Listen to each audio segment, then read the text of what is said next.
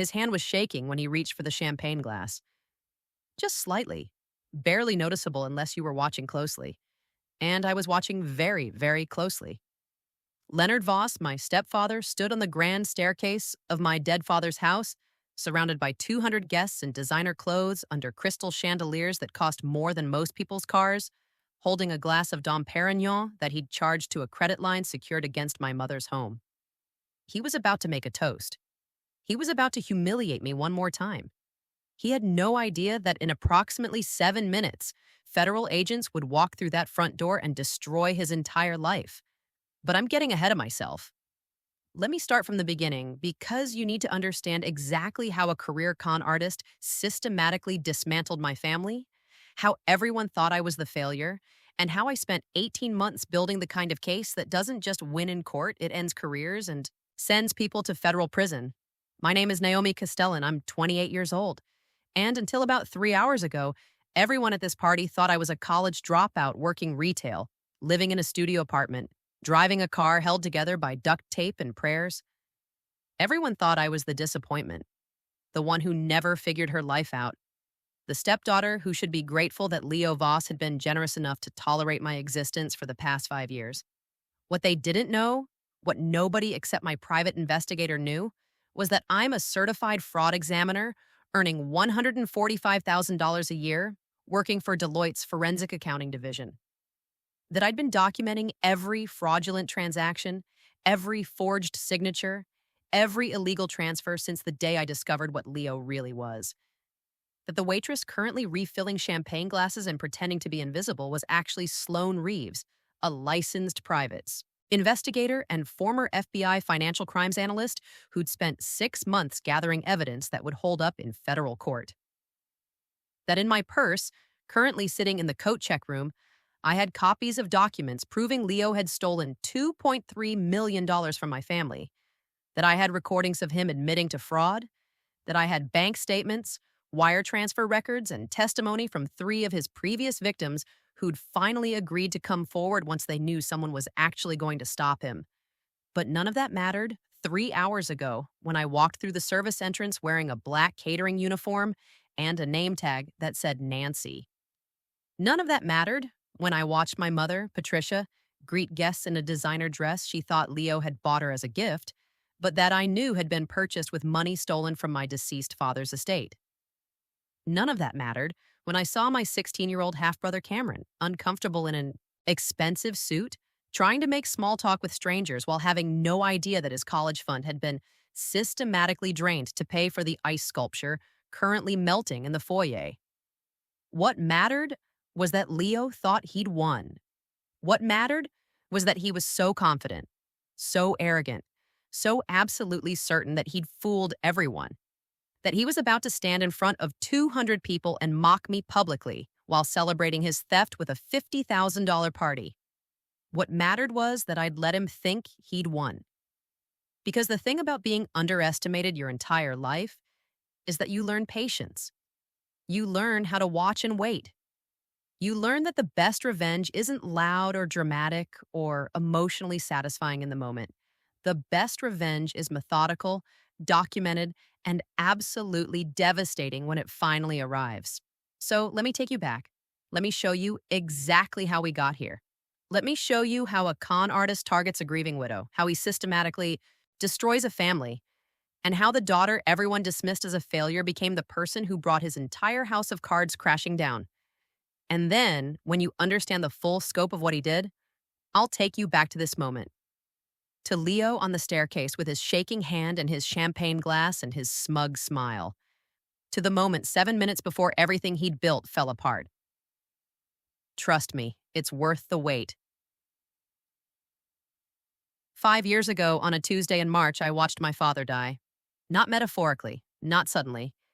He died the way pancreatic cancer kills people, slowly and painfully over the course of 11 months, with enough time to say goodbye, but not enough time to really prepare for the hole his absence would leave in the world. Daniel Castellan was 52 years old.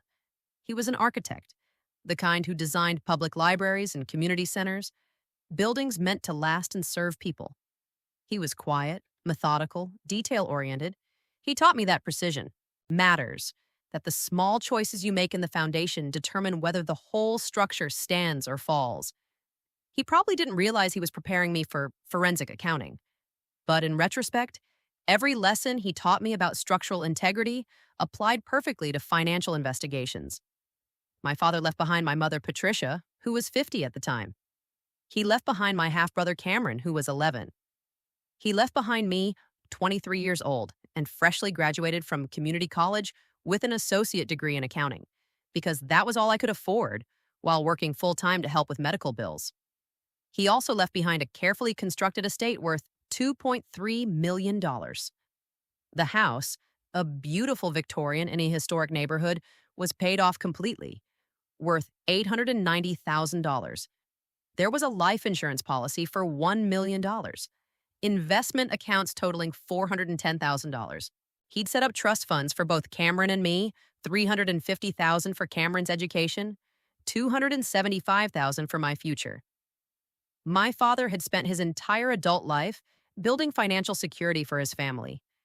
He'd been meticulous about it, the same way he was meticulous about everything. Every document was filed correctly. Every account was properly titled. Every beneficiary designation was clear and legally sound. He'd protected us. Or so he thought. What my father couldn't protect us from was the man my mother would meet 4 months after his funeral. The day of my father's funeral, our house was full of people. Colleagues from his architecture firm, friends from the neighborhood, relatives I hadn't seen in years. Everyone had stories about Dad. Everyone talked about what a good man he was, how dedicated to his family, how talented, how missed he would be. My mother sat in the living room accepting condolences like she was in shock, which she was. 50 years old and suddenly alone, facing a future she hadn't planned for. She and Dad had been married for 17 years. They'd had Cameron together. They'd built a life that was supposed to last decades longer. I was trying to hold it together for her sake, for Cameron's sake. I was 23, but I felt ancient, exhausted, like I'd aged years in the 11 months of Dad's illness. I'd dropped out of the 4-year university I'd been planning to attend because we needed me working full-time to help cover medical costs that insurance didn't fully cover. I'd deferred my dreams of becoming a CPA, of working for a major firm, of having the kind of career Dad had always encouraged me to pursue. But that was okay. Family came first. That's what Dad had taught me. You take care of the people you love. You make sacrifices. You do what needs to be done. I had no idea that within a year, those sacrifices would mean nothing, that the family I was trying to protect would turn on me, that the mother I was trying to support would choose a con artist over her own daughter, but I'm getting ahead of myself again. The funeral was on a Tuesday. By Friday, the house had emptied out. The casseroles people had brought were filling our refrigerator. The flower arrangements were wilting on every surface. Cameron had gone back to school, moving through his days like a robot, not really present. Mom was barely sleeping, barely eating, barely functioning. I took a week off work to be with her. I helped sort through Dad's belongings, a task that broke my heart with every drawer I opened. His reading glasses on the nightstand, his favorite coffee mug in the kitchen cabinet, his sketches and blueprints in his home office. Every object was a reminder that he was gone. One afternoon, I found Mom sitting at the kitchen table, staring at a stack of financial documents. Bank statements, insurance papers, investment account summaries. Dad had organized everything perfectly, but Mom looked completely overwhelmed. She said she didn't understand any of it. She said Dad had always handled the finances and she didn't know where to start. She said she felt lost. I sat down next to her and started explaining everything Dad had set up. The life insurance would pay off any remaining debts and provide a financial cushion. The investment accounts would generate income to supplement her work as a part-time museum docent. The house was paid off, so she had no mortgage. Cameron's college fund was protected in a trust that would only be accessible for educational expenses. My trust fund would help me finish my degree and start my career. Dad had thought of everything. We were going to be okay financially. Not wealthy, but secure. Stable. Protected. Mom cried when I explained it all. She said she was so grateful Dad had been so careful. She said she didn't know what she'd do without his planning. I held her hand and told her we'd get through this together. We had each other. We had Cameron. We'd figure it out day by day. That was March. By July, everything had changed. If you've enjoyed the story so far, make sure you're still with me for this next part. And hey, if you want to see more stories like this, drop a like to let me know you're in my corner. My mother joined a grief support group in June. Her therapist had recommended it, said it would help to talk to other people who understood what she was going through. The group met every Wednesday evening at a community center downtown. 8 to 10 people, most of them middle-aged or older, all of them dealing with the loss of a spouse. Mom came home from the first meeting looking lighter somehow. Not happy, but less alone. She said it had been helpful to talk to people who understood. She said she might keep going. By the third meeting, she mentioned a man named Leo. He'd lost his wife to cancer too, she said. Pancreatic cancer, the same as Dad. He understood what she was going through in a way that even her closest friends couldn't. He was kind. He was a good listener. He made her feel less alone. I was glad she was finding support. I was working 60 hours a week at an accounting firm, trying to make up for the time I'd taken off during Dad's illness, trying to save money to eventually go back to school. I was barely home. I was glad Mom had somewhere to go, people to talk to. By August, Leo was coming to dinner at our house. The first time I met Leonard Voss, he was standing in our kitchen like he belonged there. 50 years old, tall, well-dressed, silver hair, expensive watch.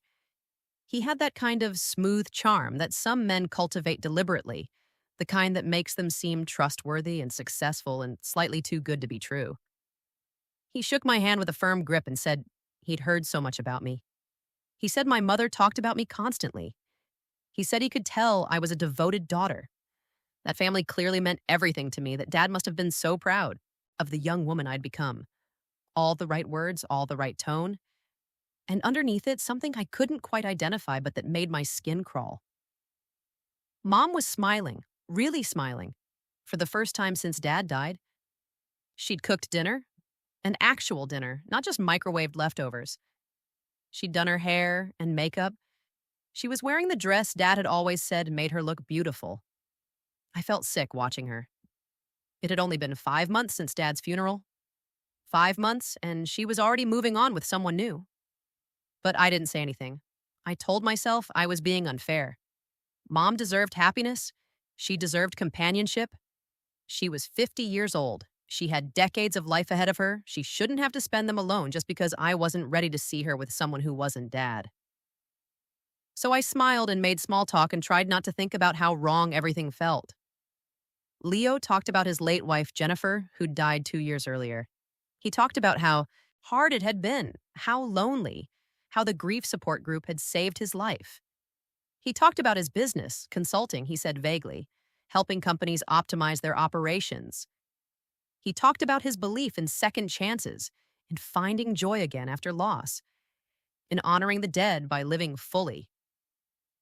Cameron sat across from me, quiet and withdrawn. He was 11, old enough to understand that Dad was gone forever, but too young to know how to process it. He barely touched his food. He answered Leo's questions with one-word responses. He looked at me like he was drowning, and I was the only person who could see it. After dinner, I followed Mom into the kitchen to help with dishes. Through the doorway, I could see Leo talking to Cameron, leaning in close, asking about school, about sports, about hobbies. Cameron was clearly uncomfortable, but trying to be polite. Mom said she was glad I'd met Leo. She said he'd been such a support to her over the past few weeks. She said she knew it was probably hard for me to see her with someone who wasn't Dad, but she hoped I could be happy for her. I told her I just wanted her to be careful. I told her 5 months wasn't very long. I told her she should take things slowly. She said I was being overprotective. She said Leo was a good man. She said she wasn't doing anything inappropriate. They were just friends. He was helping her through a difficult time. I wanted to believe her. I wanted to believe that's all it was. But I'd taken enough accounting courses to know that when something looks too good to be true, it probably is. And Leonard Voss looked way too good to be true. Over the next 3 months, Leo became a permanent fixture in our lives. He was at the house 3 or 4 times a week. He took Mom to dinner, to movies, to art galleries. He brought flowers. He brought gifts for Cameron, video games and sports equipment, and things a kid without a father might appreciate from a man trying to fill that role. He was always friendly to me, always asking about my work, always expressing interest in my plans to go back to school. But there was something performative about it, like he was checking boxes. Be nice to the daughter. Show interest in her life. Make her think you care. I started doing quiet research. Nothing dramatic, just basic Google searches. I found Leo's LinkedIn profile, which showed a long career in business consulting with various firms. I found a few mentions of him in local business journals. Nothing jumped out as suspicious. He seemed legitimate. But I couldn't shake the feeling that something was off. In September, 4 months after they'd met, Leo and Mom announced they were dating seriously. Not just friends anymore, but an actual couple. Mom said she knew it seemed fast, but when you're older and you've already lost someone, you learn not to waste time. Life is short. Happiness is precious. She deserved to be happy again. I tried to be supportive. I tried to ignore the voice in my head that said this was wrong, that moving this fast was dangerous, that Dad had only been gone 6 months. In October, Leo started talking about the future, about how expensive it was to maintain two households, about how it made financial sense to combine resources, about how Mom's house was so big, too big really for just her and Cameron, and his apartment was small and sterile, about how nice it would be to build a life together to create a real family. That's when I knew where this was going, and that's when I started really paying attention. One evening in late October, I was at the house for dinner. Leo was there, as usual. After we ate, he and Mom sat Cameron and me down in the living room.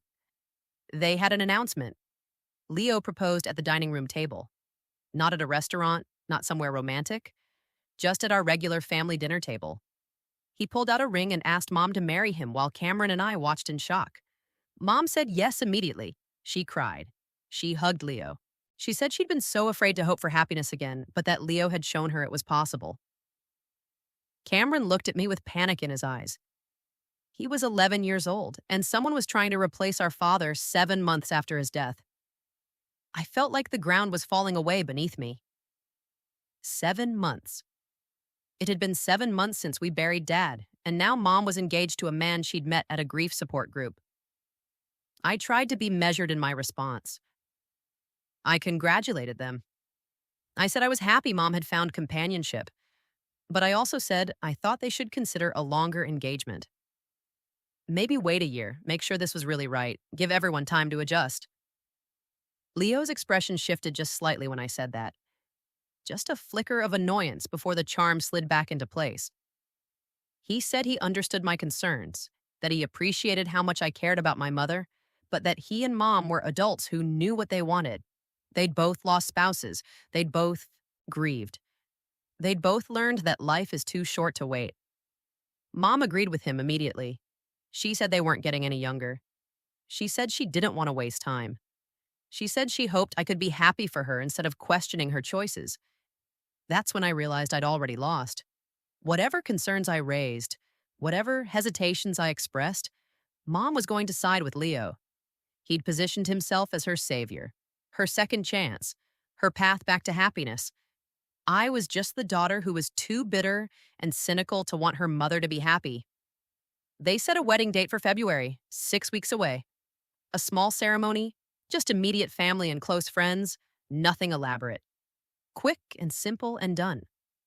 I went home that night to my tiny apartment and sat on my second-hand couch and tried to figure out what to do. I had no proof that Leo was anything other than what he appeared to be. I had no specific reason to distrust him beyond intuition and timing. I had nothing except a bad feeling and a dying wish from my father to take care of the family. So I made a decision.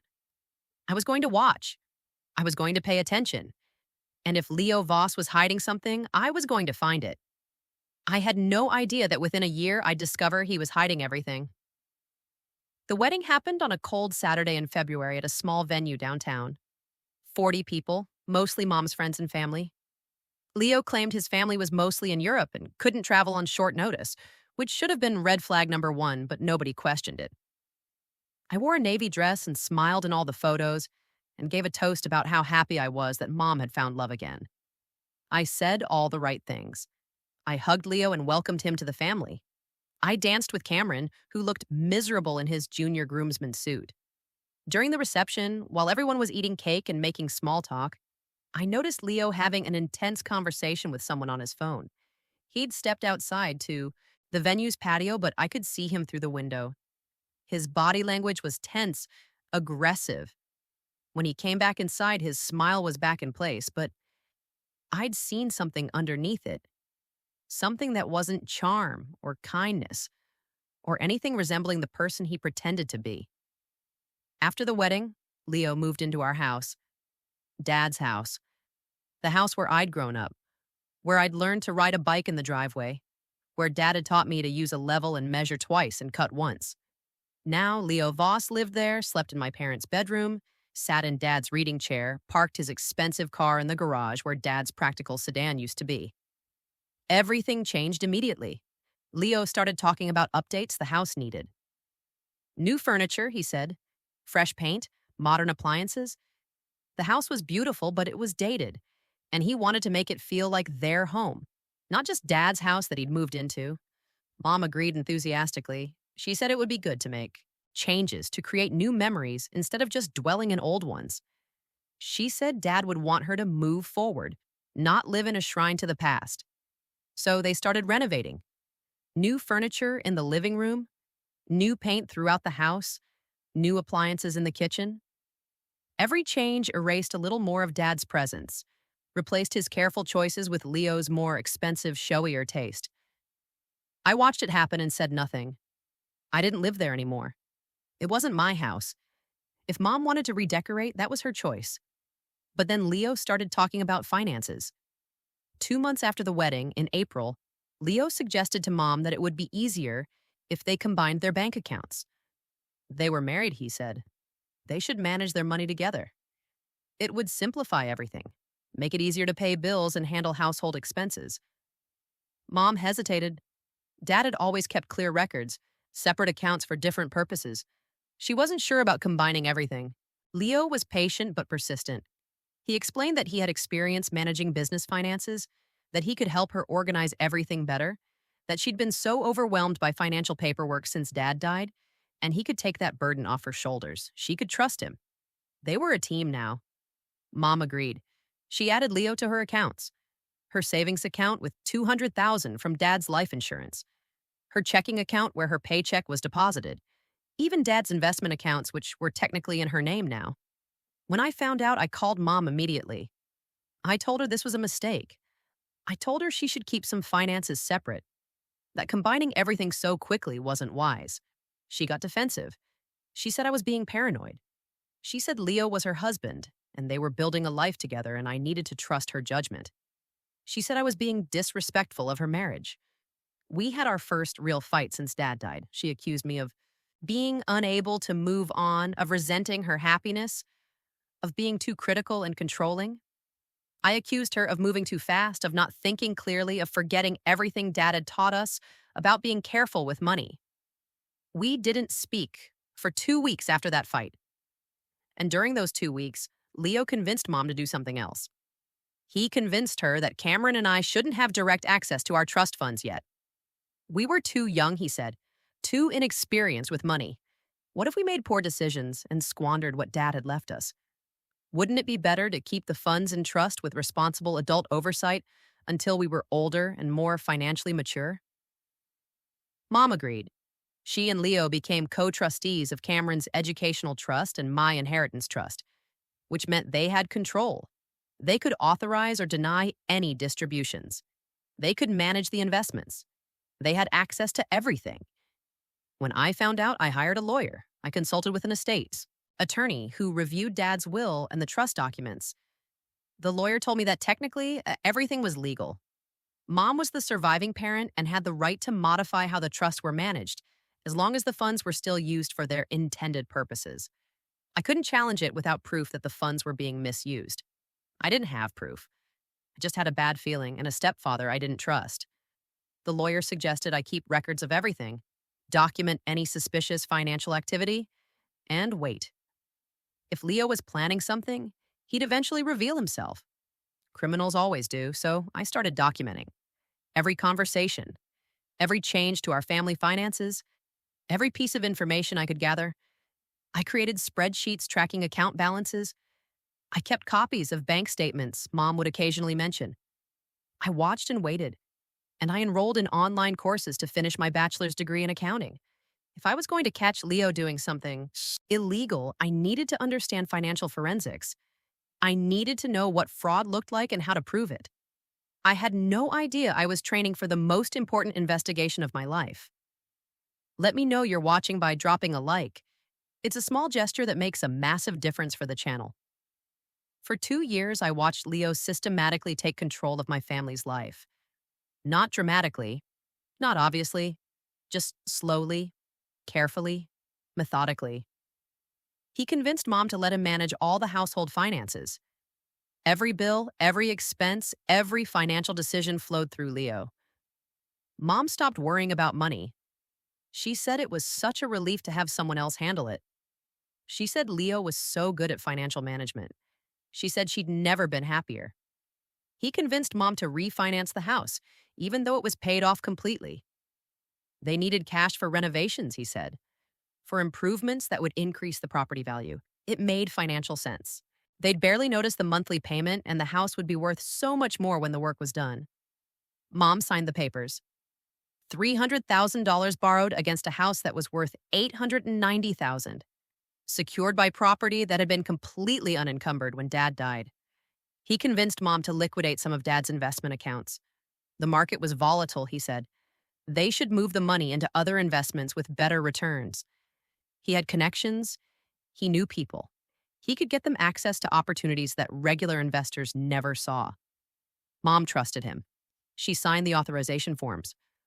$410,000 moved from well-diversified index funds into investments I couldn't track because they were in accounts I didn't have access to.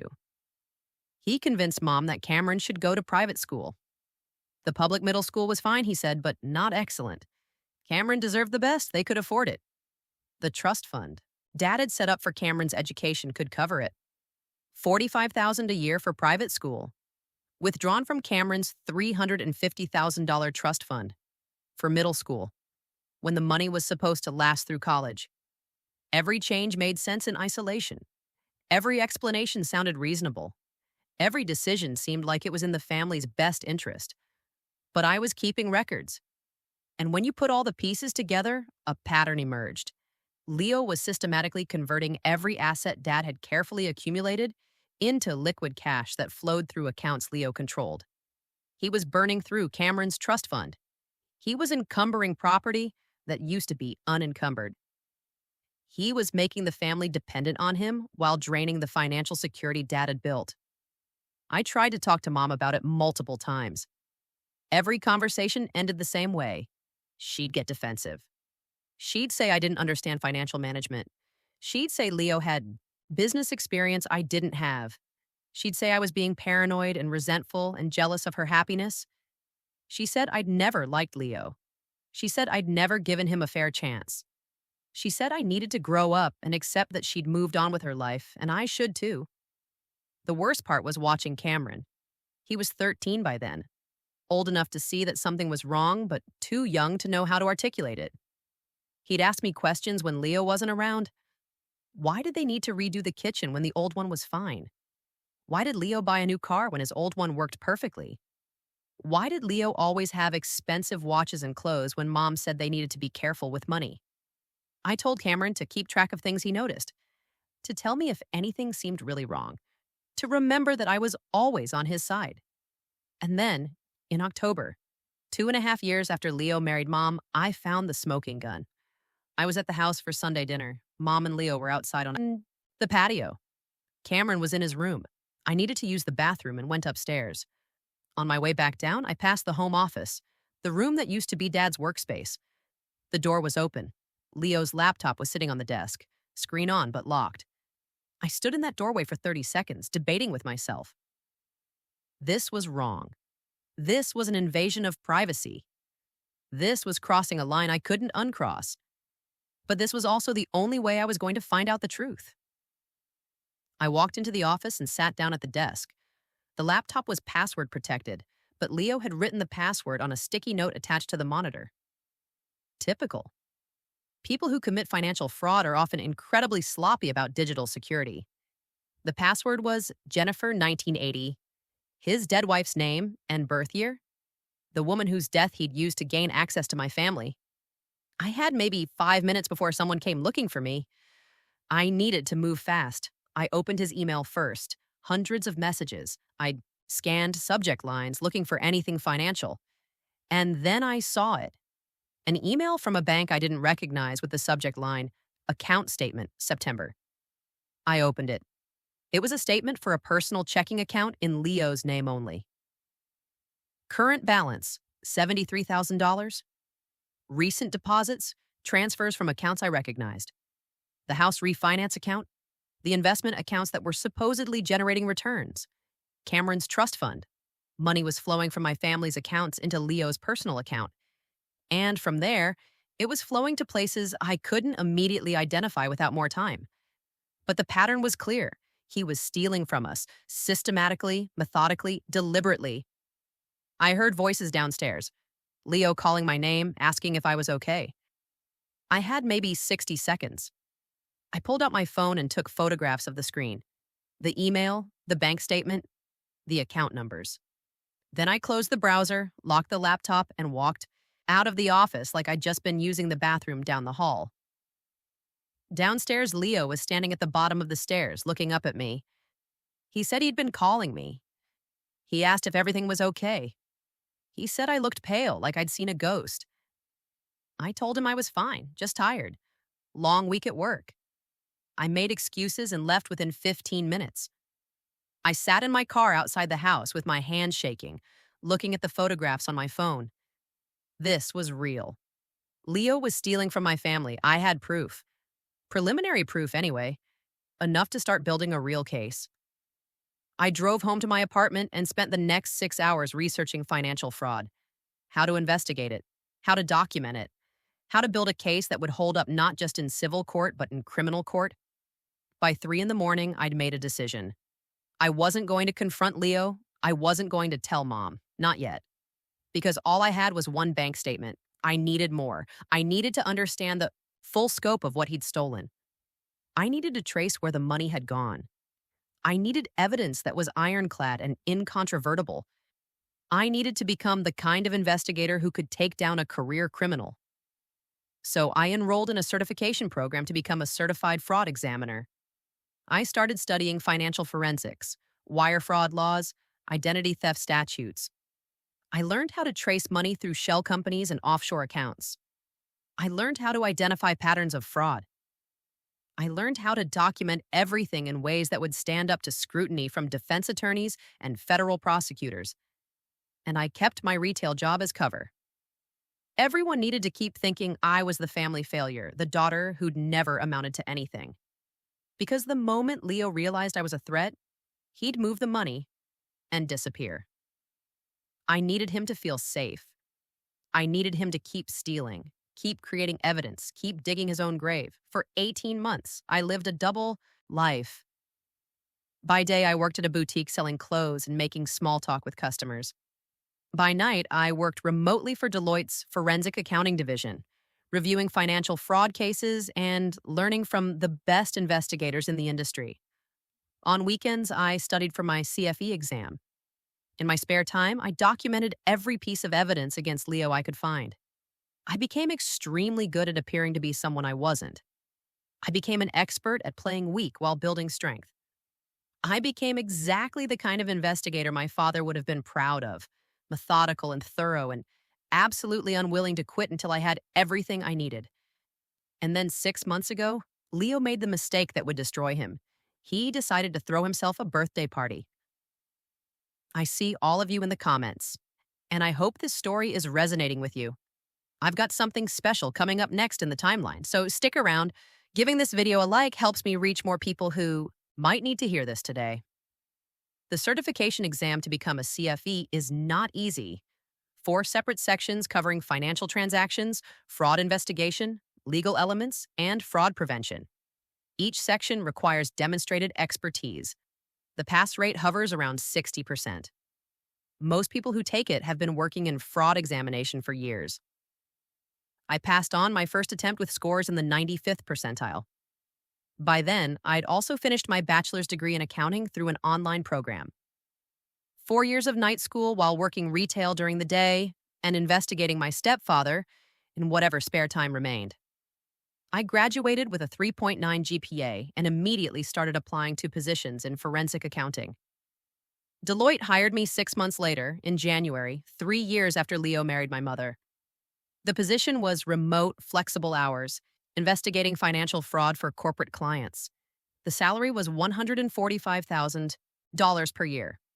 Nobody in my family knew. I kept the retail job, showing up 3 days a week, maintaining the fiction that I was barely getting by. I drove my old Honda Civic with the rusted bumper and the broken air conditioning. I kept my studio apartment with its secondhand furniture. I dressed like someone who made $30,000 a year, not someone who made almost 5 times that. Because Leo was watching. Not obviously, not overtly, but I could feel it. The occasional questions about my finances. The comments about whether I was managing okay on a retail salary. The offers to help me find a real career. He wanted to know if I had any money he could eventually access. He wanted to make sure I stayed in the role of struggling daughter who'd need family support someday. I let him think exactly that. I complained about my tiny apartment. I mentioned student loan debt I didn't actually have.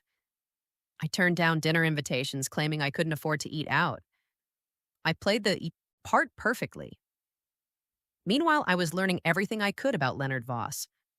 Working in forensic accounting gave me access to databases and investigative tools that regular people can't access. I could run background checks that went beyond basic Google searches. I could trace corporate structures and business filings. I could identify patterns of fraud across multiple jurisdictions. What I found terrified me. Leonard Voss wasn't Leo's real name. Or rather, it was one of several names he'd used over the past 20 years. His birth name was Leonard Vasily, born in New Jersey in 1972. He'd changed his name legally once to Leonard Vaughn after serving 18 months in federal prison for wire fraud in 2005. He changed it again to Leonard Voss after being charged but not convicted in a civil fraud case in 2012.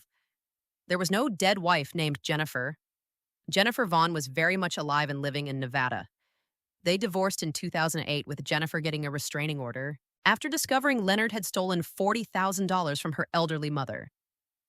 The grief support group story was a lie. Leo had been systematically targeting wealthy widows, gaining their trust, accessing their finances, and disappearing with their money. My mother was at least his 4th victim, possibly his 6th. The pattern went back 15 years. He had an accomplice, a daughter from his first marriage, Kirsten Vasily, now 25, who'd been arrested 3 times for fraud-related offenses. She'd served probation, but never prison time. She worked with Leonard, sometimes posing as his business associate, sometimes as his assistant, helping him identify targets and move money through shell companies. I found evidence of at least 3 previous schemes. In each case, Leonard had targeted a recently widowed woman with substantial assets. He'd romance her quickly, marry her, gain access to her finances, drain her accounts over 18 to 36 months, and then disappear just before she realized what had happened. By the time his victims understood they'd been conned, Leonard was using a different name in a different state, already working on his next target. The amounts he'd stolen added up to over $4 million. None of his previous victims had successfully prosecuted him. Some hadn't even reported the crimes, too embarrassed to admit they'd been manipulated. Others had tried but couldn't prove that the financial transactions weren't authorized because technically they had given Leonard access to their accounts. That's what made his system so effective. He didn't forge signatures or hack accounts. He convinced his victims to give him access voluntarily. And then he drained them dry while they thought they were building a life together. Now he was doing the same thing to my family, and I had the financial forensics training to prove it. I needed help. What I'd discovered about Leo was overwhelming, too much for one person to investigate alone. I needed someone with law enforcement experience, someone who knew how to gather evidence that would hold up in court, someone who could go places and access information I couldn't. I needed a private investigator. Sloane Reeves came highly recommended by one of my colleagues at Deloitte. She'd worked for the FBI's Financial Crimes Unit for 12 years before retiring to start her own investigative firm. She specialized in asset tracing and fraud investigation. She was expensive, $12,000 for a comprehensive investigation, but I'd been saving my Deloitte salary for exactly this purpose.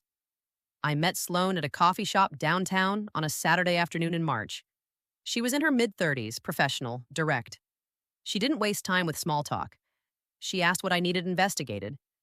I told her everything. When I finished, Sloane sat back and studied me for a long moment. Then she said 4 words that changed everything. I believe you. Let's work. Over the next 6 months, Sloane conducted the kind of investigation that would have made the FBI proud. She traced Leonard's previous identities. She interviewed 2 of his former victims, women who'd lost their savings to his schemes and had been too traumatized and embarrassed to pursue charges. She documented his pattern of behavior across multiple states. She discovered that Kirsten, his daughter, was currently living in San Diego under the name Kirsten Vance, working as a business consultant. She found evidence that Kirsten had been helping Leonard move money from my family's accounts into shell companies. 3 separate LLCs with generic names like Consolidated Business Solutions and Apex Financial Services. Companies that existed only on paper, designed to hide money and make it harder to trace. Sloane also found something I hadn't known to look for. Leo had taken out a home equity line of credit against my mother's house. Not the $300,000. Refinance I knew about. An additional $400,000 line of credit, taken out 6 months ago, secured by property that was now worth approximately $1.2 million, but encumbered by over $700,000 in loans. The house my father had paid off completely was now buried in debt, and Mom had no idea. Leo had handled all the paperwork, forged her signature on the documents she hadn't personally reviewed, and set up the account to receive statements electronically at an email address only he had access to. That crossed the line from financial abuse to criminal fraud. Forgery, identity theft, wire fraud if the statements had been sent electronically. These were federal crimes, not just civil matters that could be resolved in family court, but serious felonies that could result in decades in prison. Sloane documented everything. Bank statements showing the flow of money from family accounts to Leo's personal accounts to shell company accounts, email exchanges between Leo and Kirsten discussing how to move money without Mom noticing, the forged signature on the home equity documents, the pattern of similar crimes across multiple states. By September, we had a case file that was 200 pages long, detailed timelines, financial transaction records, witness statements, expert analysis of the forged signatures, evidence of wire fraud, identity theft, and elder financial abuse. We had everything we needed to go to the police, to file a criminal complaint, to stop Leo before he could steal anything more from my family. But Sloane made a suggestion that I immediately understood was brilliant. She said we should wait for the party. In August, Leo announced that he was planning a big birthday party for himself. His 52nd birthday in early November. He wanted to celebrate, he said. Life was good. Business was going well. He had a beautiful wife and a great family. He wanted to share his happiness with everyone who mattered to him. Mom was excited. She started planning immediately. Guest list, catering, decorations. Leo said he wanted to use the house, their house, because it was beautiful and impressive and the perfect venue. He wanted a formal event. 200 guests, catered dinner, open bar, live music, the works. Mom worried about the cost. Leo reassured her. Business had been exceptionally good this year. They could afford it. She deserved to be celebrated too for being such an incredible partner. They'd throw the party together, make it a celebration of their life and their success. The budget kept growing. $50,000 for a birthday party. Mom was uncomfortable with spending that much, but Leo convinced her it was an investment. These were important people, he said. Business contacts. Potential clients. The party would pay for itself in future opportunities. What Mom didn't know, what nobody except me and Sloane knew, was that Leo was charging everything to the home equity line of credit. Every expense, the caterer, the florist, the band, the valet service. Everything was going on a credit line secured by Mom's house, pushing the debt higher and higher.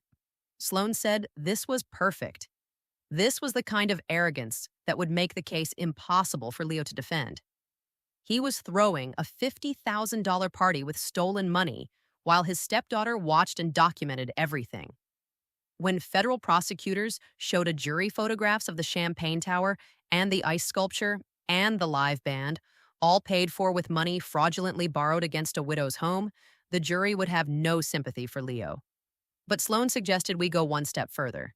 She suggested she go undercover at the party. She explained that she had experience with undercover operations from her FBI days. She could pose as part of the catering staff, blend in, observe Leo's interactions with his guests, gather recordings and photographs that would provide additional evidence. If Leo said anything incriminating to his guests, if he bragged about his financial success or made statements that contradicted his legitimate income, it would all be documented. I love the idea. It felt like poetic justice. Leo had spent 5 years underestimating me, dismissing me as the failure stepdaughter. Now the woman serving him champagne would be gathering evidence to destroy him. We coordinated with the actual catering company Leo had hired. Sloan posed as an event coordinator and got herself added to the staff roster for the night. She'd be one of a dozen servers, invisible in a black uniform, moving through the party with a tray and a hidden recording device. And I would be there too, not as a guest, as another member of the catering staff.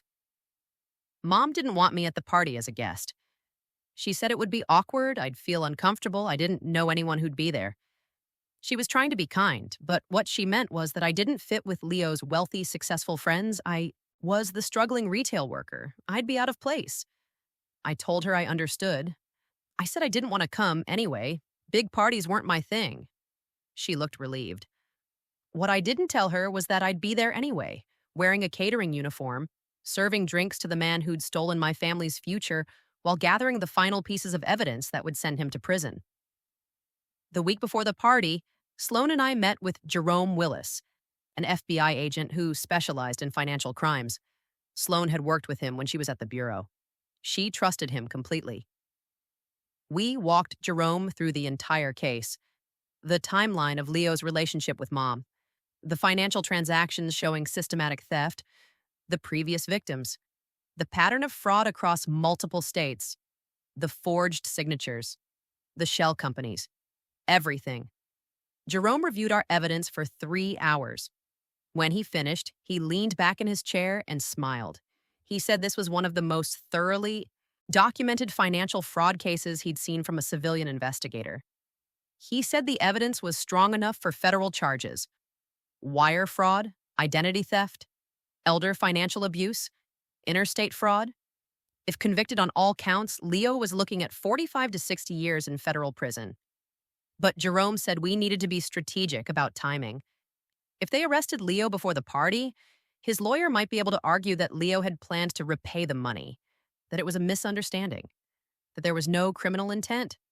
But if they let Leo throw his $50,000 party with stolen money, if they let him celebrate his success in front of 200 witnesses while knowing that federal agents were about to arrest him, the case became impossible to defend. Criminal intent would be obvious. You don't throw a lavish party to celebrate stealing someone's money if you think you're doing something wrong. Jerome said he'd coordinate with local police. They'd position agents nearby the house during the party. When Sloan gave the signal, when Leo was at his most arrogant and comfortable, they'd move in. Not with a dramatic arrest, Jerome clarified. Just a quiet request for Leo to step outside and answer some questions. Professional, controlled, devastating. The plan was set. The party was in 3 days. All I had to do was show up, serve champagne, watch Leo enjoy his stolen celebration, and wait for everything to fall apart. Don't go anywhere, because you won't want to miss this reveal. If you're enjoying the journey so far, hitting like is the best way to join the team. The night before the party, I couldn't sleep. I lay in my studio apartment, staring at the ceiling, thinking about everything that had led to this moment. 5 years. 5 years of watching Leo steal from my family. 5 years of watching mom trust him completely. 5 years of being dismissed as the daughter who never figured her life out. But I'd spent those 5 years building something Leo couldn't see. I'd earned a bachelor's degree. I'd become a certified fraud examiner. I'd landed a job at one of the most prestigious forensic accounting firms in the country. I'd documented every crime Leo had committed. I'd built a case that would stand up to the best defense attorneys money could buy. I'd done all of that while pretending to be someone else, while working retail and driving a beat-up car and living in a tiny apartment, while letting everyone underestimate me.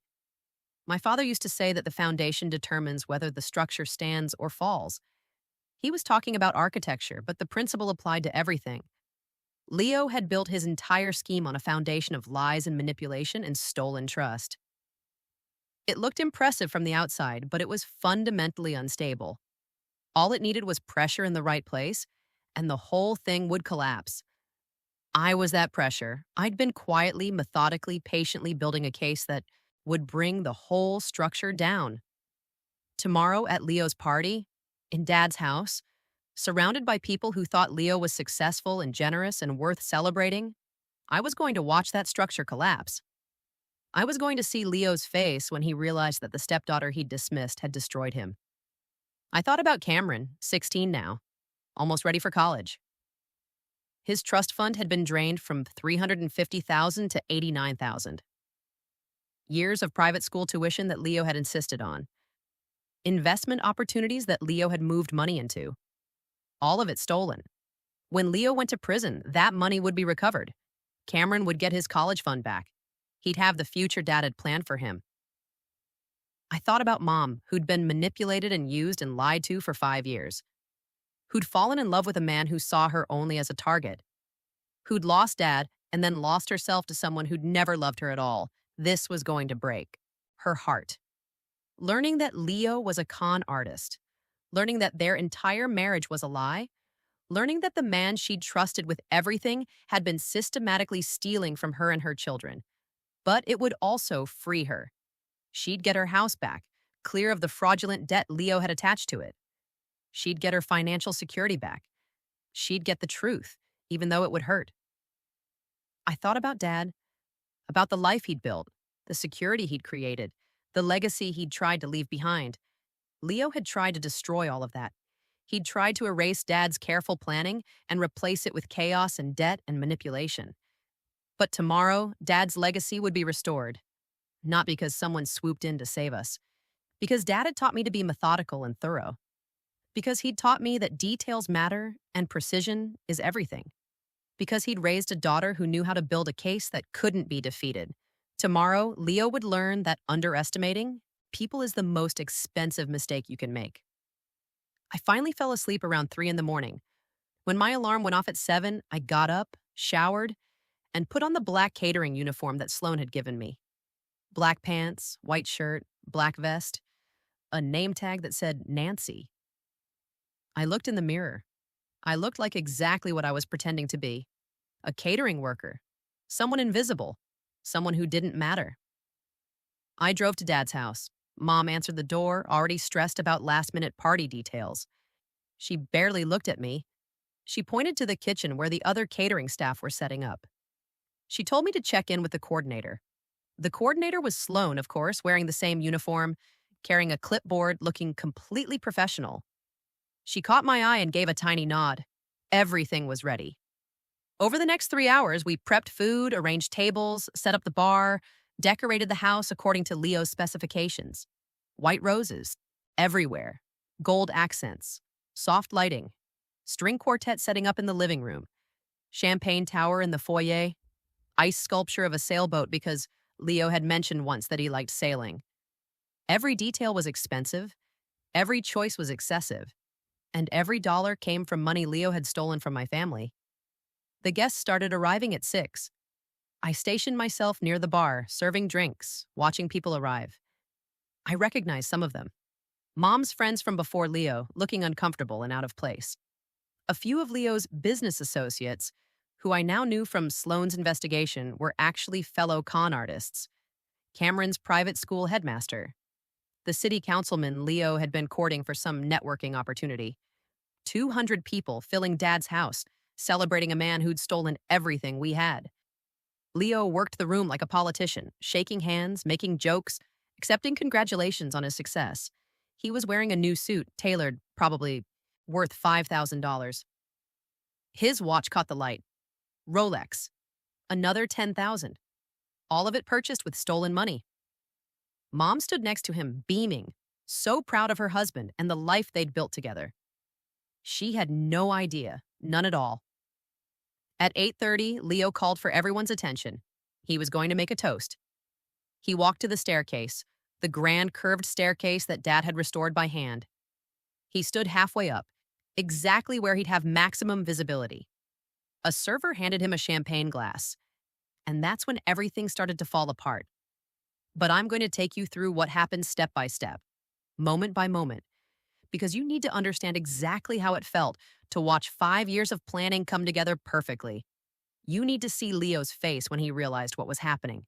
You need to hear what he said when he finally understood that the stepdaughter he dismissed had destroyed his entire life. That if you've made it this far in the story, thank you. Please take a moment to subscribe. I see every comment, every like, every subscription. Your support means everything. Now let's finish this.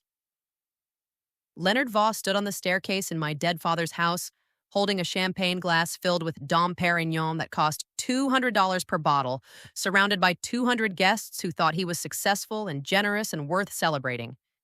His hand was shaking, just slightly. Just enough that I noticed from my position near the kitchen door. He cleared his throat. The room quieted. Everyone turned to look at him. "Thank you all for being here tonight," Leo began. His voice was confident, practiced. "This is such a special evening. Being surrounded by the people I care about most, celebrating not just my birthday, but the incredible life I've built." The guests smiled. Some raised their glasses. Mom was standing at the bottom of the stairs, looking up at him with complete adoration. "5 years ago, I walked into a grief support group," Leo continued. "I'd lost my wife, Jennifer, to cancer. I was lost, broken. I wasn't sure I'd ever feel whole again." The lie came so easily, like he'd told it 1,000 times. Like Jennifer Vaughn wasn't alive and well in Nevada, probably watching TV in her living room at that very moment. And then I met Patricia, this beautiful, grieving woman who'd just lost her husband. A good man, by all accounts. She had 2 children, Naomi and Cameron, and she was trying so hard to hold everything together. He paused, looking out at the crowd with manufactured emotion. Some people thought I was crazy to take on a ready-made family, to marry a widow with children, with complications, with a daughter who was clearly struggling. Naomi was 23, working retail, barely making ends meet. She dropped out of college. She had no direction, no ambition. She was angry at the world and taking it out on everyone around her. I felt my jaw clench. Across the room, Sloane caught my eye. She made a small gesture with her hand. "Stay calm. Wait." "But I believe in second chances," Leo said. His voice took on that tone of false humility that narcissists perfect. "I believe that family isn't just about blood. It's about choosing to show up, choosing to be present, choosing to build something beautiful from broken pieces." Cameron was standing near the windows, looking miserable. He was wearing the expensive suit Leo had insisted on buying him. 16 years old and trapped at a party celebrating a man who'd been stealing from him for years. "Patricia and I rebuilt this house together," Leo continued, gesturing around the room. "We made it ours. We created a home filled with love and possibility. We've built a life that honors the past while embracing the future." The past he was honoring was my father's house, which he'd mortgaged to the point of near worthlessness. The future he was embracing was built on $700,000 of fraudulent debt. And Naomi, well, she's tried, in her own way. I know she's struggled to accept me. I know she's had a hard time adjusting.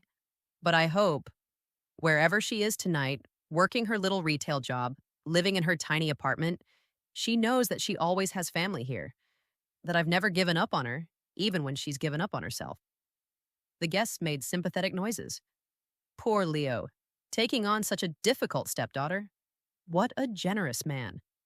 I was standing 10 feet away from him, wearing a catering uniform, holding a tray of empty glasses.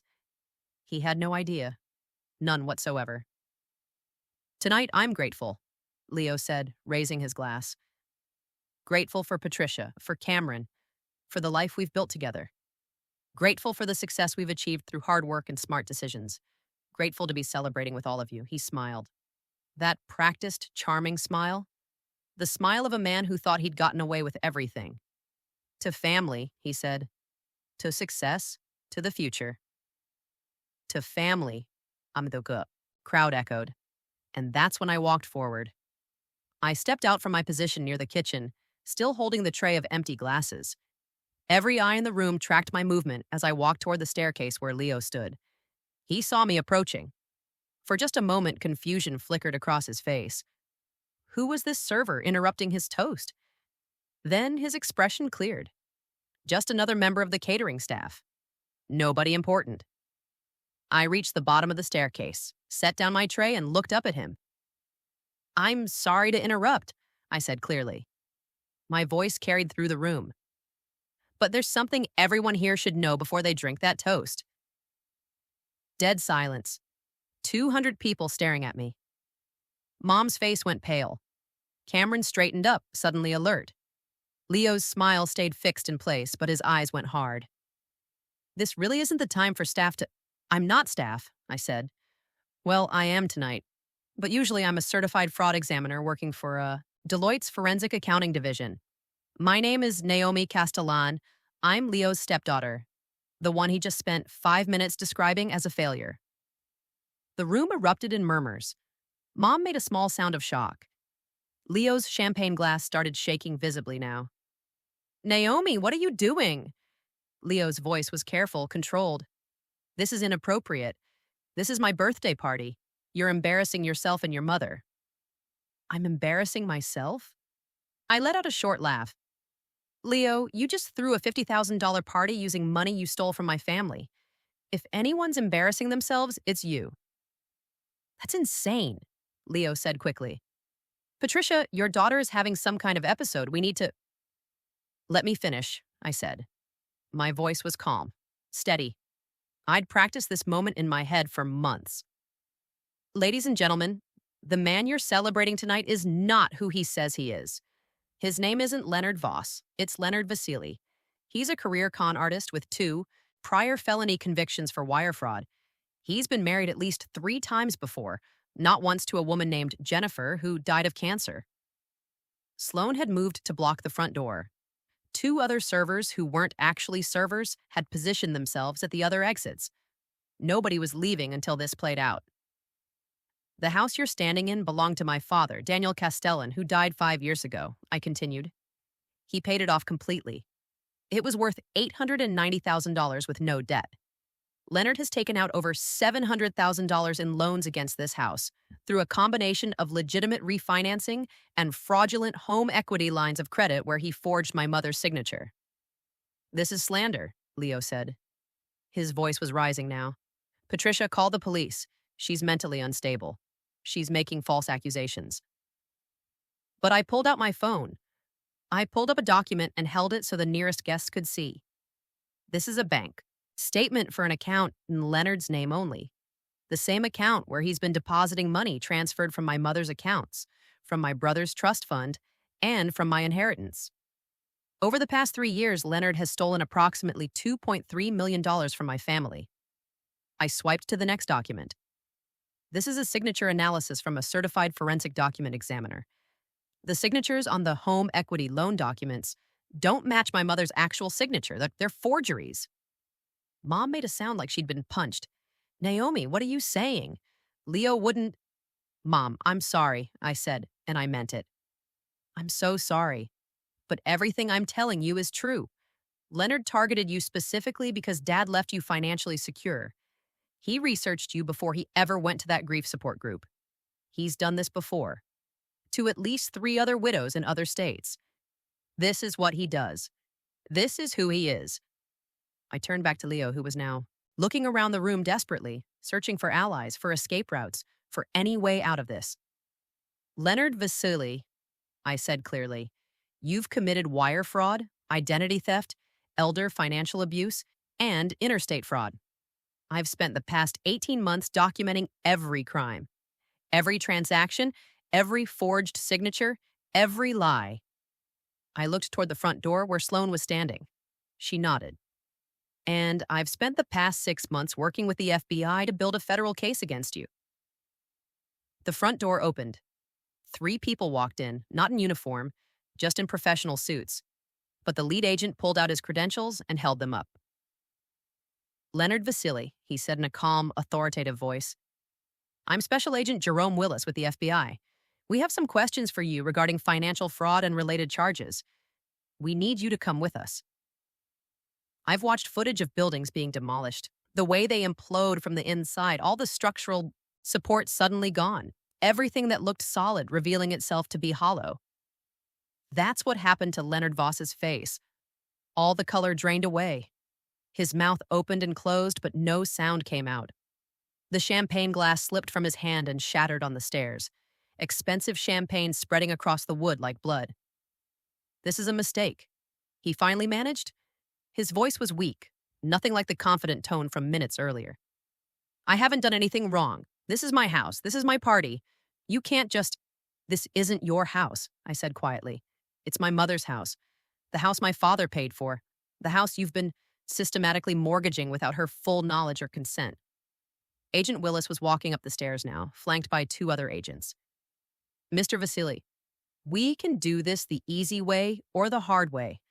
The easy way is you come with us voluntarily to answer questions. The hard way involves handcuffs and a very public arrest in front of all your guests. Leo looked around the room wildly. His business associates were edging toward the exits. The city councilman had disappeared entirely. Mom was standing frozen, one hand over her mouth, tears starting to stream down her face. Patricia, Leo said desperately. Patricia, you know me. You know I would never hurt you. This is all a misunderstanding. Your daughter is mentally ill. She's always been unstable. She's making things up. Stop. Mom's voice was barely a whisper. Just stop. She walked to where I was standing. She looked at me with eyes that were devastated, confused, lost. Is this real? She asked. All of it? I pulled out my phone and handed it to her. Read the bank statements. Look at the signature analysis. It's all there. Mom took the phone with shaking hands. She scrolled through documents, her face getting paler with each screen. When she looked up, she was crying. I gave you everything, she said to Leo, not angry, just broken. I trusted you with... everything. Patricia, please... He did it before, I said gently. To other women, women like you, widows with assets. This is what he does. You didn't do anything wrong. He's a professional. This is his job. Agent Willis had reached Leo now. Mr. Vasily, I need you to come with me. I want a lawyer, Leo said. His voice had lost all its charm. He sounded petulant now, whining. I'm not saying anything without a lawyer. That's your right, Agent Willis said. But you're still coming with us. Another agent produced handcuffs. Not dramatically, just efficiently. They cuffed Leo's hands behind his back and started walking him down the stairs. As he passed me, Leo stopped, looked me in the eye. And for just a second, I saw real rage there. The mask had completely fallen away. This was who he actually was underneath all the charm. You have no idea what you've done, he said quietly. The people I know, the connections I have. The other con artists, I said, they're next. We have evidence on all of them, everyone you've been working with, every accomplice, including Kirsten. Leo's eyes went wide. What? Your daughter, Kirsten Vasily, also known as Kirsten Vance? She's being arrested in San Diego right now. Accomplice to fraud. She's going to prison too. And that's when Leo's legs gave out. The agents had to catch him to keep him from falling. They half-carried him the rest of the way down the stairs and out the front door. The room was absolutely silent. 200 people and nobody made a sound. I turned to face them. I apologize for ruining the party, I said. But I couldn't let this go on any longer. If anyone here gave Leonard money to invest, if anyone here was promised business opportunities, you should speak to the FBI. You're probably victims too. 3 people immediately pulled out their phones. I heard one man say, I gave him $50,000 last month. Another woman was crying, saying something about an investment. Opportunity. More victims? Of course there were. Sloan appeared at my side. The caterer wants to know if they should pack up. I almost laughed. Yeah, party's over. The guests left quickly. Most of them looked shell-shocked. A few stopped to speak to the FBI agents who'd remained behind to take statements. The city councilman, who'd reappeared once Leo was gone, was loudly proclaiming that he'd always had doubts about Voss, which was interesting given how enthusiastically he'd been accepting Leo's campaign donations. Within an hour, the house was empty except for family. Mom, Cameron, me, and the catering staff, who were quietly and efficiently cleaning up a $50,000 party that had ended in a federal arrest. Mom sat on the couch in the living room, the new couch Leo had insisted they buy, still holding my phone, still scrolling through evidence. Cameron sat next to her, reading over her shoulder. I stood in the doorway, not sure if I should approach. I'd just destroyed my mother's marriage and her understanding of the last 5 years of her life. I'd exposed her to public humiliation in front of 200 people. I'd proven that the man she loved had never loved her at all. She probably hated me. How long have you known? Mom finally asked. Her voice was flat, empty. 2.5 years, since I found his bank statements. 2.5 years? She looked up at me. You knew for 2.5 years and you didn't tell me? I tried, I said, multiple times. You chose to believe him over me every single time. Mom flinched. I thought you were being paranoid. I thought you just didn't want me to be happy. I wanted evidence, I said. I wanted proof that would hold up in court. I wanted to make sure that when the truth came out, Leo couldn't talk his way out of it or disappear, like he'd done with his other victims. I needed to build a case that was ironclad. So you got a degree, Mom said slowly, piecing it together. You became a fraud examiner. You got a job at Deloitte, all while pretending to work retail. You've been making 6 figures while complaining to me about not being able to afford dinner. I said yes. Cameron spoke for the first time. That's actually kind of badass, Naomi. Despite everything, I smiled slightly. Thanks, Cameron. Mom was still processing. The money, Dad's money, can we get it back? Most of it, I said. The FBI can trace it through the shell companies Leo set up. It'll take time, but you'll recover most of what he stole. The house debt will be forgiven as fraudulent. Your legitimate accounts will be restored. Cameron's trust fund will be returned to its original amount plus interest. What about Leo? Cameron asked. What happens to him? Federal prison, I said. Probably 45 to 60 years if he's convicted on all charges. He's 52. He'll die in prison. Mom made a small sound. Not quite a sob, just a release of breath. Good, she whispered. I looked at her in surprise. Good, she repeated, stronger now. He deserves it. After what he did to you, to Cameron, to Dad's memory, after all the lies, he deserves everything he gets. She stood up, walked over to me, and pulled me into a hug. I'm so sorry, she said into my shoulder. I'm so sorry I didn't believe you. I'm so sorry I chose him over you. I'm so sorry you had to spend 2.5 years fighting alone because I wouldn't listen. I hugged her back. For the first time in 5 years, I hugged my mother and felt like she was actually there, actually present, not lost in some fantasy world with a man who'd been using her. You weren't fighting alone, Cameron said, walking over to join us. Not really. I mean, I didn't know what you were doing, but I always knew something was wrong. I always knew you were the smart one. We stood there in the living room, the 3 of us, holding each other in the house Dad had built, surrounded by Leo's expensive decorations and the wreckage of his fraudulent life. Outside, FBI agents were photographing evidence. The caterers were loading trucks. Somewhere, Leo was being processed into federal custody, having his mugshot taken, learning what it felt like to have your life systematically destroyed by someone you'd underestimated. And I thought about Dad, about everything he'd taught me, about precision and patience and building on solid foundations, about how the small choices matter, how details are everything, how you have to measure twice and cut once. I'd measured very carefully. I'd built my case with the same precision Dad would have demanded in his architectural work. And when I'd finally made my cut, it had been perfect. What happens now? Mom asked, pulling back from the hug. Now, I said, we clean up. We restore what Leo destroyed. We rebuild. Can we afford to keep the house? Cameron asked. After everything?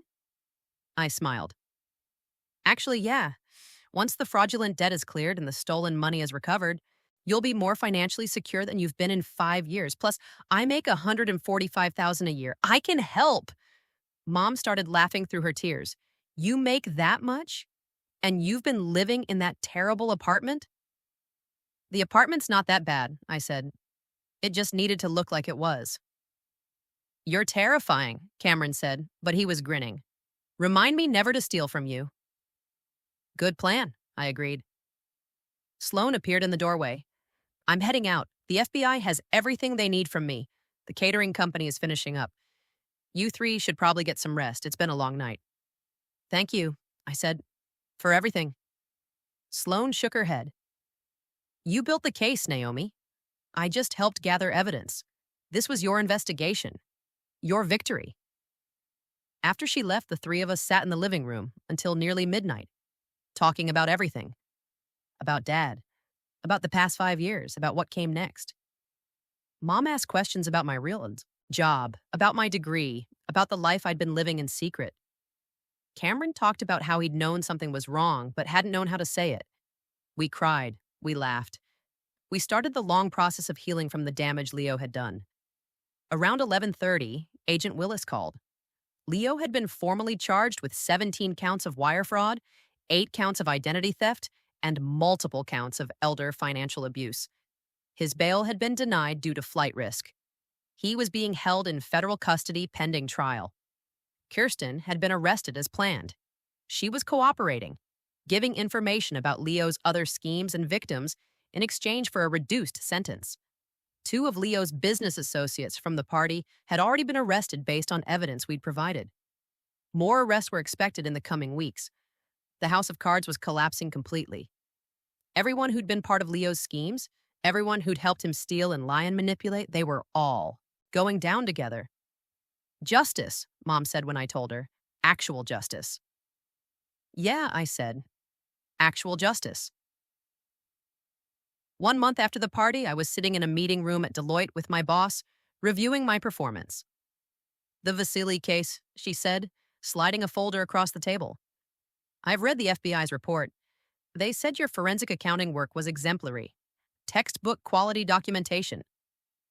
Thank you, I said. It was also your stepfather, she continued. That must have been difficult. It was necessary, and I said. He was stealing from my family. Someone had to stop him. She nodded. Well, we're promoting you to senior forensic accountant. 15% raise. You've more than earned it.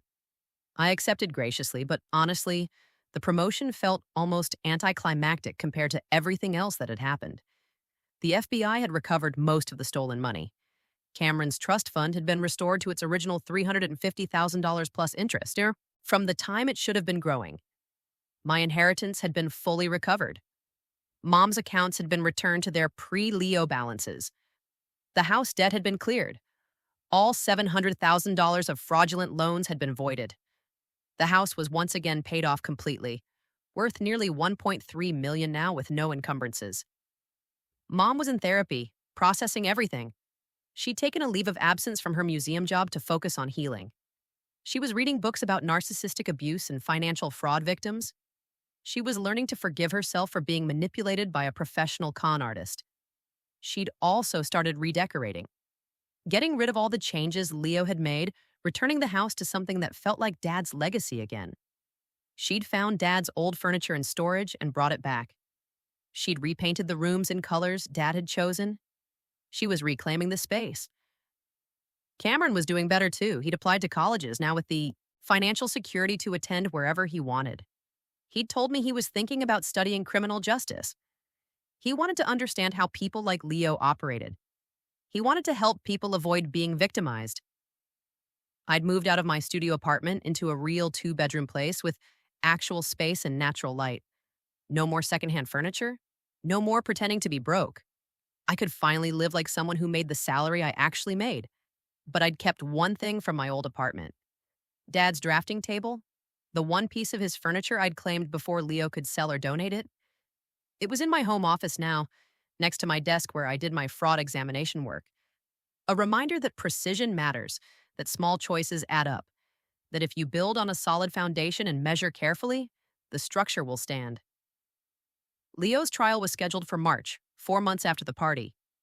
His lawyer had tried to negotiate a plea deal, but the prosecutors weren't interested. The evidence was too strong. They wanted a conviction on every charge. In January, I received a call from the prosecutor's office. They wanted me to testify as an expert witness, to walk the jury through the financial evidence, to explain how I discovered Leo's fraud and documented it. I said yes immediately. The trial lasted 3 weeks.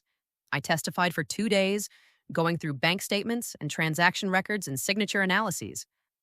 I explained how Leo had systematically stolen from my family, how he'd forged documents, how he'd moved money through shell companies to hide his theft. The defense attorney tried to paint me as a bitter stepdaughter with a vendetta. He suggested I'd falsified evidence because I'd never accepted my mother's remarriage. The prosecutor destroyed that argument in about 5 minutes. She showed my credentials, my employment history, my CFE certification. She demonstrated that I'd built my case using the same methods I used in my professional work. She proved that every piece of evidence I'd gathered would have held up, even if Leo had been a stranger, not family. The jury deliberated for 4 hours, guilty on all counts. The judge sentenced Leo to 58 years in federal prison. Kirsten received 8 years for her role as an accomplice. Several of Leo's other associates received sentences ranging from 5 to 12 years. Mom didn't attend the trial. She said she couldn't bear to see Leo again. But Cameron and I were there for the verdict. When the judge read the sentence, Leo turned to look at me. He stared for a long moment, and then he mouthed 2 words. "You win." I didn't react, didn't smile, didn't show any emotion at all. Because this wasn't about winning. It was about justice. It was about protecting my family. It was about making sure that the legacy my father had built wasn't destroyed by a con artist who'd targeted my mother in her grief. Leo had gambled that I was exactly what I appeared to be, a struggling retail worker with no skills or resources to fight him. He'd dismissed me as irrelevant. He'd been catastrophically wrong. 6 months after the trial, I was sitting in Mom's kitchen, the same kitchen where I'd had dinner with Leo that first night 5 years ago. Except now the kitchen was painted the color Dad had chosen. The table was Dad's table. The dishes were the ones Dad had picked out. Leo's presence had been erased. Methodically, completely. Like he'd never been there at all. Mom was cooking dinner. Real dinner, not microwaved leftovers or takeout. She was humming while she worked. She looked lighter somehow, like a weight had been lifted. Cameron was home from college for the weekend. He'd chosen a school in California, not too far from home, studying criminology. He'd already interned with a victim advocacy organization. He was turning his experience into purpose. "Did I tell you I bought Dad's desk back?" I asked. Mom turned from the stove. "The Chippendale?" "Yeah, found the collector who purchased it. Paid him $25,000 to get it back." "That's too much," Mom protested. "It's Dad's desk," I said. "It's worth it." She smiled. "Where are you keeping it?" "My home office, right next to my workspace." Cameron looked up from his laptop. "Are you still doing fraud examination?" "Yeah, just finished a case involving healthcare billing fraud. $3 million stolen over 4 years." "Did you catch them?" "Of course," I said. "That's what I do." Mom brought food to the table and we ate together, talking about nothing important. School, work, plans for the holidays, normal family conversation. But underneath it, there was something else. Understanding, respect, trust that had been broken and rebuilt stronger. Mom knew now that when I said something was wrong, I wasn't being paranoid or difficult. I was paying attention. I was seeing patterns. I was protecting the people I loved. Cameron knew that family meant fighting for each other, even when it meant doing difficult things. Even when it meant working in secret for years. even when it meant being underestimated so thoroughly that nobody suspected what you were really capable of. And I knew that Dad's legacy was secure. Not just the money, though we'd recovered that, but the values, the precision, the patience, the understanding that details matter and foundations are everything. After dinner, I went up to Dad's old office. Mom had converted it back from Leo's workspace to something that honored Dad's memory. His blueprints were framed on the walls. His books lined the shelves. His reading chair sat by the window. I sat in that chair and looked out at the neighborhood where I'd grown up. The streets Dad had taught me to ride my bike on. The houses he'd pointed out, explaining their architectural features, teaching me to see structure and design and the way small choices created something larger. My phone buzzed. A text from Sloan Reeves. New case just came in. Possible. Investment fraud targeting elderly victims. Interested? I smiled and typed back. Always. Send me the details. Because this is what I do now. I find the Leonard Vasilis of the world. I document their crimes. I build cases that destroy them. I protect the people they're trying to victimize. And I'm very, very good at it. The underestimated daughter who worked retail and lived in a tiny apartment and drove a beat-up car. The failure who dropped out of college and had no direction and no ambition. That woman had spent 5 years building the skills and gathering the evidence to take down a career criminal. That woman had destroyed a man who thought he was untouchable. That woman was never a failure. She was a strategist, a forensic accountant, a fraud examiner who knew how to play the long game. And Leonard Vasily learned, too late, that underestimating someone is the most expensive mistake you can make. My father used to say that the foundation determines whether the structure stands or falls. He taught me to measure carefully, to build precisely, to never cut corners or rush the process. I'd measured very carefully. I'd built my case with absolute precision. And when I'd finally brought the structure down, it had collapsed completely and irreversibly. Leo would spend the rest of his life in prison. His daughter would serve her sentence. His accomplices would face their consequences. His victims would receive restitution. And my family would rebuild. Stronger than before, wiser than before, protected by someone who knew exactly what to watch for. I stood up from Dad's chair and walked downstairs. Mom and Cameron were in the living room, looking at old photo albums. Pictures of Dad, pictures of our family before Leo, memories we'd almost lost. Hey, Cameron called out. Come look at this, Dad at your college graduation. I sat down next to them and looked at the photo. Dad beaming with pride. Me in my cap and gown, associate degree in accounting, the first step toward everything I'd become. He'd be proud of you, Mom said quietly, for everything you did, for protecting us. I learned from the best, I said. And we sat there together, the three of us, in the house Dad had built, looking at memories and building new ones. A family that had been nearly destroyed but had survived. Because sometimes the person everyone underestimates is exactly the person you should fear most. Sometimes the quiet daughter working retail is actually the most dangerous person in the room. And sometimes revenge isn't about getting even. It's about getting justice. Thank you so much for watching this story. If you enjoyed it, please subscribe to Receipts and Revenge for more stories about betrayal, revenge, and justice. Hit the like button and leave a comment telling me what part of Naomi's story resonated with you most. Remember, being underestimated is only a weakness if you believe it.